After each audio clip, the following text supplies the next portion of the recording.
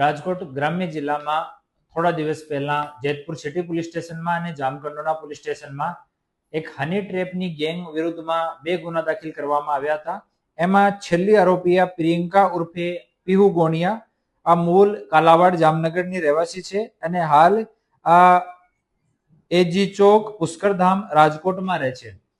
આ લેડી આ પૂરા કાવતરામાં સામેલ હતી. આ બંને કેસીસમાં 11 જેટલા આરોપી હાલ સુધી અટક કરવામાં આવ્યા છે અને આ લોકોનો એમઓ એવો હતો કે કોઈ પણ અધેડ માણસ કોઈ દુકાન ઉપર, પોતાના એન્ટરપ્રાઇઝ ઉપર, પોતાની શોરૂમ ઉપર બેસ્યો હોય તો ત્યાં જઈને એના જો નંબર ગૂગલ પર કે દુકાન ઉપર અવેલેબલ હોય આ નંબર લઈને આ પ્રિયંકાના એ લોકો પીઓને આપતા હતા અને આ પીઓ ફોન ઉપર વાતો કરતી હતી.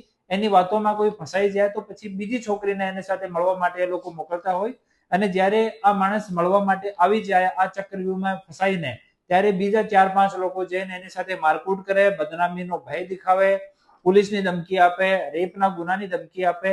એવો કરીને એ લોકો અમુક લોકો સાથે એવો એક્સટોર્શન આનો ભૂતકાળમાં કરેલો છે.